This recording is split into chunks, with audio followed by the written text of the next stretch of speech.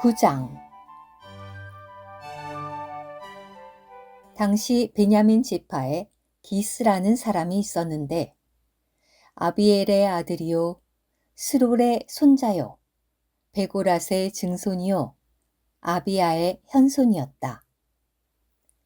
그는 베냐민 사람이었으며 부유한 사람이었다. 그에게는 사울이라는 아들이 있었는데 건장하고 잘생긴 사람이었다. 이스라엘 자손 중에 그보다 잘생긴 사람은 없었고 키도 다른 모든 백성보다 어깨 위만큼 더 컸다. 어느 날 사울의 아버지 기스가 나귀들을 잃어버렸다. 그러자 기스가 아들 사울에게 말하였다.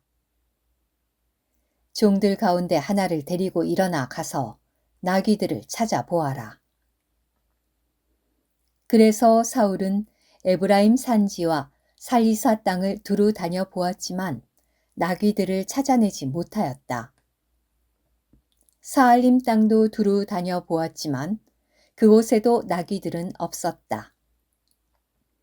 베냐민 땅도 두루 다녀보았지만 나귀들을 찾아내지 못하였다. 그들이 숲 땅에 이르렀을 때 사울이 함께 간 종에게 말하였다. 자, 이제 돌아가자.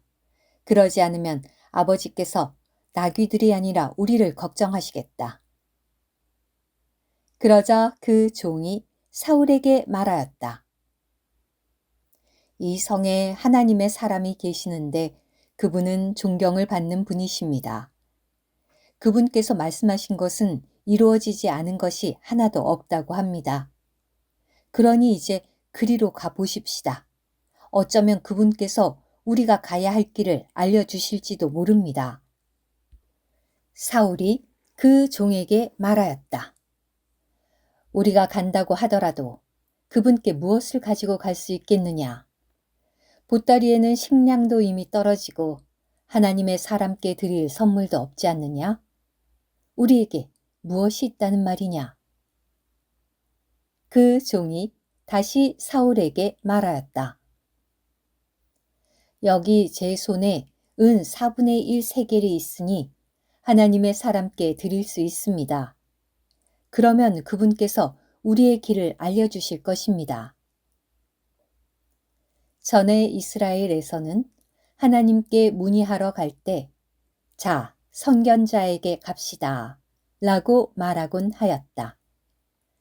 오늘날의 신원자를 전에는 선견자라고 불렀다. 그러자 사울이 그 종에게 말하였다.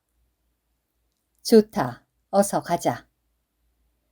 그리하여 그들은 하나님의 사람이 있는 성으로 갔다. 그들이 오르막길을 올라 성 안으로 들어가 보니 처녀들이 물을 기르러 나오고 있었다. 그래서 그들이 그 처녀들에게 물었다. 여기에 선견자께서 계시오? 그러자 처녀들이 대답하였다. 계십니다. 저기 여러분 앞에 계십니다. 서두르십시오. 오늘 백성이 산당에서 희생제물을 드리기 때문에 그분께서 성에 막 도착하셨습니다. 여러분이 지금 바로 성으로 들어가시면 그분께서 음식을 드시러 산당으로 올라가시기 전에 만나실 수 있을 것입니다. 그분은 희생제물을 축복하시는 분이시므로 그분께서 오시기 전에는 백성이 먹지 않다가 그분께서 축복하신 후에야 초대받은 사람들이 먹습니다. 그러니 지금 올라가십시오. 바로 만나실 수 있을 것입니다. 그래서 그들은 성으로 올라갔는데 그들이 성 안으로 들어서자마자 사무엘이 산당에 올라가려고 그들을 향해 나오고 있었다. 그런데 사울이 오기 하루 전에 여호와는 이미 사무엘에게 이렇게 계시하시면서 말씀하셨다. 내일 이맘때에 내가 베냐민 땅에서 온 한 사람을 너에게 보내리니 너는 그에게 기름을 부어 내 백성 이스라엘의 통치자로 삼아라. 그가 블레셋 족속의 손에서 나의 백성을 구원하리니 내가 나의 백성이 부르짖는 소리를 듣고 그들을 돌아보았다. 사무엘이 사울을 보았을 때 여호와께서 사무엘에게 말씀하셨다. 이 사람이 내가 너에게 말한 그 사람이다. 그가 나의 백성을 다스릴 것이다. 사울이 성문에 있던 사무엘에게 다가가서 물었다. 선견자의 집이 어디인지 알려주시겠습니까? 그러자 사무엘이 사울에게 대답하였다. 내가 바로 선견자입니다. 앞서서 산당으로 올라가시지요. 오늘은 나와 함께 음식을 드십시다. 내가 아침에 그대를 배웅하면서 그대가 마음에 두고 있는 일을 모두 알려드리겠습니다. 3일 전에 잃어버린 그대의 나귀들은 이미 찾았으니 이제 걱정하지 않으셔도 됩니다. 이스라엘의 모든 기대가 누구에게 있습니까? 그대와 그대의 아버지의 집에 있지 않습니까? 그러자 사울이 대답하였다. 나는 이스라엘의 모든 지파 가운데 가장 작은 베냐민 지파 사람이 아닙니까? 그리고 나의 집안은 베냐민 지파의 모든 집안 가운데 가장 작지 않습니까? 그런데 어째서 어르신께서 이렇게 말씀하십니까? 사무엘이 사울과 그의 종을 큰 방으로 데리고 가서 초대받은 사람들 가운데 가장 상석에 앉게 하였는데 거기에는 30명가량이 있었다. 사무엘이 요리사에게 말하였다. 내가 그대에게 따로 떼어두라고 말했던 몫을 가지고 오십시오. 그러자 요리사가 넓적다리와 그에 딸린 부위를 가지고 와서 사울 앞에 차렸다. 사무엘이 말하였다. 따로 간직해 두었던 것을 그대 앞에 차려놓았으니 드십시오. 이것은 내가 사람들을 초대한다고 말했을 때 바로 이 시간에 그대가 드실 수 있도록 따로 떼어두라고 한 것입니다. 그날 사울이 사무엘과 함께 먹었다.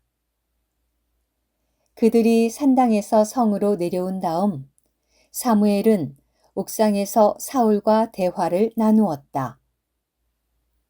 그들이 아침 일찍 일어났는데 동이 틀 무렵 사무엘이 옥상에서 사울을 부르며 말하였다. 일어나십시오. 내가 그대를 배웅해 드리겠습니다.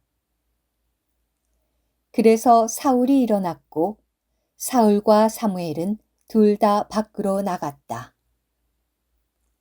그들이 성의 끝에 이르렀을 때 사무엘이 사울에게 말하였다.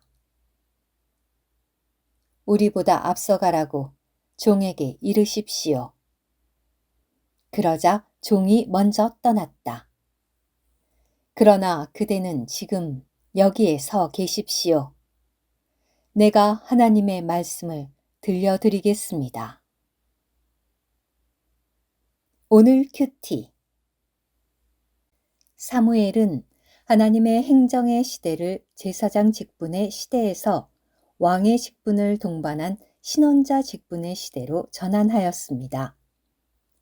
이것은 이스라엘 역사에서뿐 아니라 심지어 인류 역사에서도 커다란 일이었습니다.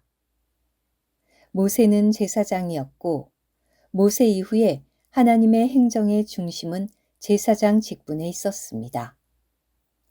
제사장 직분은 하나님의 말씀을 그분의 백성에게 공급하고 하나님의 권위를 그분의 백성에게 행사하기 위한 것이었습니다. 아론의 계통에 따른 제사장 직분은 이 두 가지에서 하나님의 기대에 미치지 못하였습니다.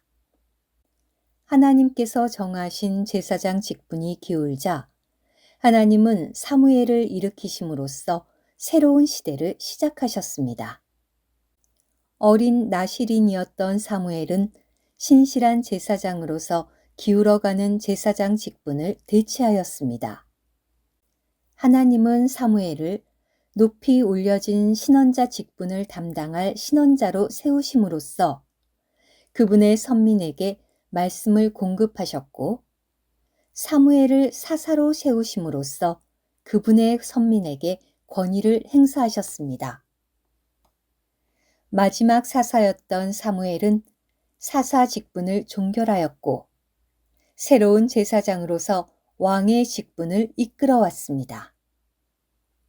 이 왕의 직분은 높이 올려진 신원자 직분에 의해 강화되었는데, 사무엘은 이러한 신원자 직분을 담당할 첫 신원자로 세워졌습니다.